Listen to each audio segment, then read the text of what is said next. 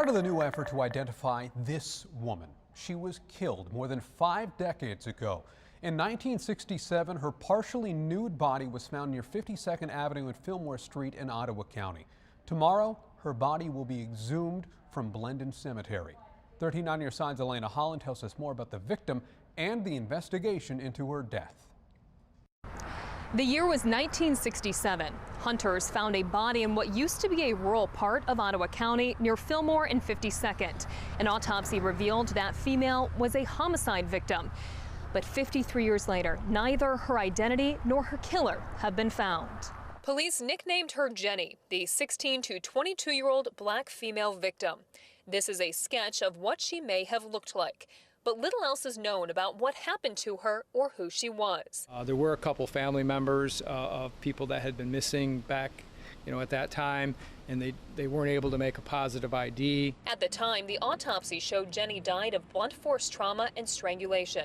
The investigation went cold, and she was buried in an unmarked grave in Blendon Cemetery. And this victim, although 53 years ago, is still a victim of a real heinous crime. I mean, she was murdered. There's no doubt about that. So to say we're still working for her, absolutely. Absolutely, to at least identify her and give her a name, give her a proper marking. That's why now, more than 5 decades later, police hope to find some answers using modern technology.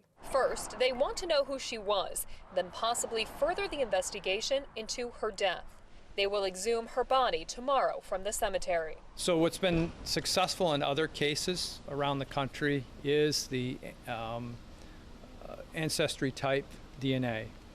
If we can correlate a family member who has taken tests to... Captain Mark Bennett says exhuming a body for a cold case is extremely rare in Ottawa County. He's only seen it one other time in his more than 30-year career.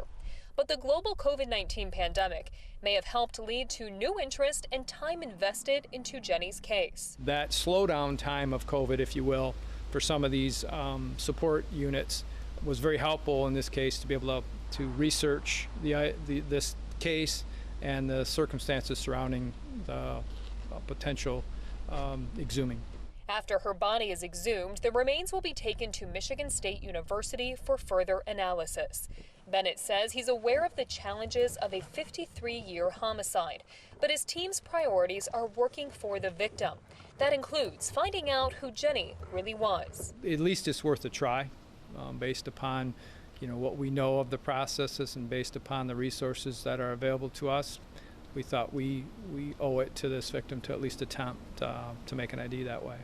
Tomorrow her body will be exhumed, but it could take several months or even a year for that investigation to be complete before police find out who she was. Reporting in Ottawa County, Elena Holland, 13 on your side.